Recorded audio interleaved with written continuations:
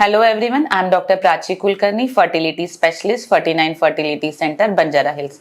Today I am going to answer a question asked by a viewer, can thyroid cause infertility? So thyroid is very common nowadays. It can be either hyperthyroid or hypothyroid. How do we know if you have thyroid? We do certain blood tests. Usually thyroid blood test is to be done in fasting condition. There is complete thyroid profile which we check thyroid stimulating hormone, which is TSH, and free T3, free T4 hormones. These tests which are done in fasting condition, we see the result of these tests and then we come to the conclusion if somebody has hypothyroid or hyperthyroid. So these thyroid conditions are common because of sometimes certain immunological reasons like autoimmune thyroiditis, certain viral infections which may result into thyroid swelling and also hypothyroid condition.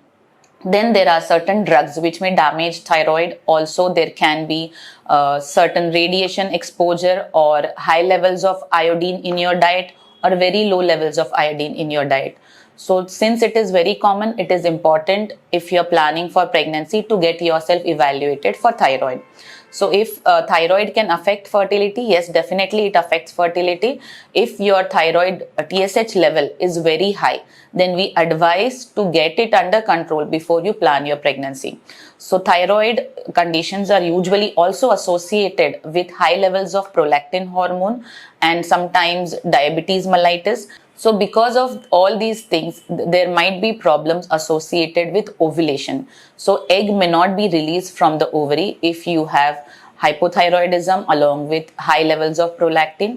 Also, if you conceive, there might be less chances of implantation, and also there can be increased risk of miscarriages because of uncontrolled thyroid.